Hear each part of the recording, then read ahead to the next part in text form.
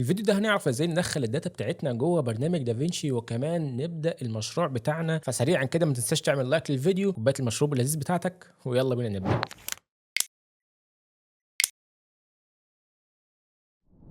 السلام عليكم ورحمة الله وبركاته، يا هلا والله. أنا عمرو عطلة. دلوقتي احنا فتحنا برنامج دافينشي زي ما احنا شايفين كده وفهمنا الواجهة، وعايزين نبدأ ندخل بقى الداتا اللي احنا هنشتغل عليها عشان نبدأ نقطع ونخش في الجو بقى ونخش في الجد على طول. فبسم الله الرحمن الرحيم كده هكون سايب لك الداتا اللي احنا هنشتغل بيها في المشروع ده والفيديوهات اللي جاية في الديسكريبشن في وصف الفيديو تحت. يستحسن جدا ان انت تنزلها وتشتغل معايا، او لو عندك داتا مشابهة عايز تشتغل عليها تتمرن عليها. بس شيء اساسي جدا جدا جدا ان انت تكون فاتح البرنامج جنبي وانت بتتفرج عليا وتطبق معايا كل اللي بعمله خطوه بخطوه، لان الحاجه لو ما عملتهاش بايدك في ساعتها اكنك ما شفتهاش. ده حقيقي فعلا هتنساها بعد 5 ثواني بالظبط. اول ما تقفل الفيديو لو بصيت الناحيه التانيه ورجعت هتنسى المهاره وتنسى كل حاجه، مع انها بسيطه جدا. هتقول اه يا عم دي عارفها وبتاع، بس فعلا لازم تطبق بايدك. ده شيء هيختصر عليك وقت كبير جدا وهتستفيد اقصى استفاده من الموضوع. فهنا كده زي ما احنا اتفقنا ان التنظيم مهم جدا. مرتب الداتا بتاعتي، حاطط الفيديوهات بتاعتي هنا كده في فولدر، ودي فيديوهات يعني ايه لمدينه مرسى علم، ماشيه مع الفويس اوفر السكريبت اللي انا مسجله في الاوديو ده اللي احنا هنشتغل عليه الفويس اوفر. معاهم كده في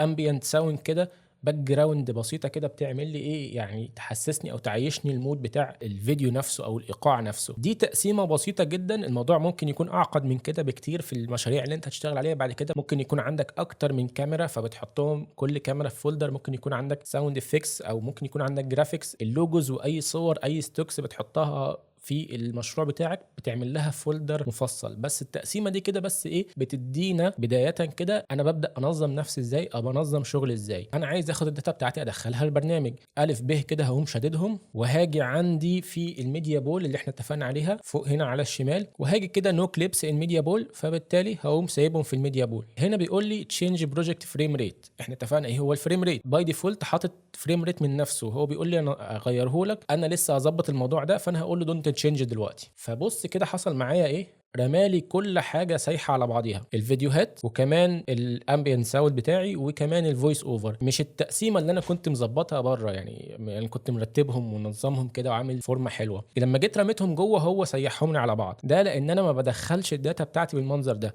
فاول واهم شورت كات كنترول زد، رجعنا عن اللي احنا عملناه، هنجيب الداتا بتاعتنا تاني ونيجي بدل ما نرميهم هنا هنيجي شمال شويه في الماستر بتاعنا من فوق هنا كده واسيب. بص الجمال اللي حصل عندي هنا كده، هو رمالي الفولدرات وحطها لي متنظمه ومترتبه زي ما انا كنت مرتبهم.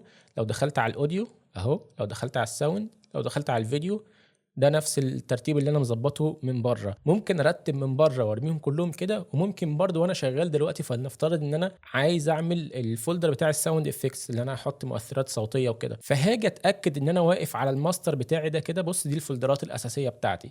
ممكن اجي هنا كده كليك يمين واتك على نيو بن، فحط لي بن في الماستر، فلنفترض ان هو ايه اس اف اكس اللي هو ايه الساوند افكتس يعني. حلو، حط لي الفولدر بتاعي هنا. لو انا واقف مثلا على الفيديو دي كده وجيت عملت نيو بن، بص هنا حصل ايه، حط لي البن جوه الفولدر بتاع الفيديو مش في الماستر بتاعي. بص هو مش في الماستر، هو فين؟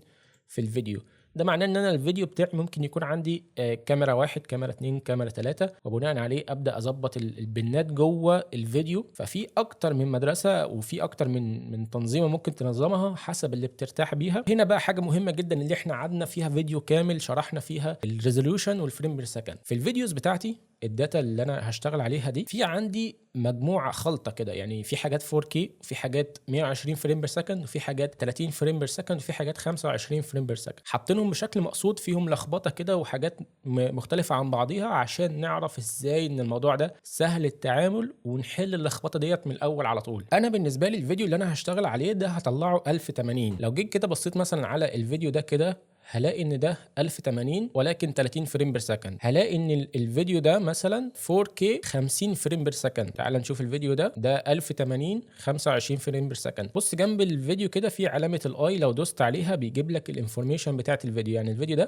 4K 25 فريم بير سكند. فنتفق كده مبدئيا مفيش داتا فيديو هتطلع اقل من 24 فريم بير سكند. ممكن يكون 25 او 24 او 30. مفيش كاميرا بتصور اقل من 24 فريم بير سكند. ممكن تصور بصور على شطر قليل، ولكن في الاخر الفيديو بيطلع فريم ريت بتاعه 24 25 30 فما فوق بقى. فانا دايما بشتغل على الفريم بير سكند القليل. لو انا مش عارف انا من اول الفيديو او من اول السكريبت الفيديو ده هصوره على كام فريم ريت، فلو جاي لي داتا زي دي كده وانا مش عارف، فبختار على اقل واحد فيهم اللي هو 25 فريم بير سكند هنا. وده زي ما قلنا ان انا بشتغل على القليل عشان يبقى عندي سماحيه او معلومات في الكتير الفريم بير سكند العالي مش هيضر معايا، لكن لما يكون عندي فريم بير سكند قليل وانا شغال على العالي فده اللي هيضر معايا. فانا اشتغل على اقل واحد فيهم اللي هو هلاقيه 25، وده الستاندرد اللي احنا زي ما اتفقنا عليه قبل كده. حلو الكلام. دلوقتي بقى انا عايز اظبط المشروع بتاعي، عايز اظبط له بقى الابعاد بتاعته. فانا هنا اول حاجه هشتغل فيديو بالعرض مش فيديو بالطول. فهروح عندي تحت كده، ركز معايا على اليمين تحت في علامه الترس دي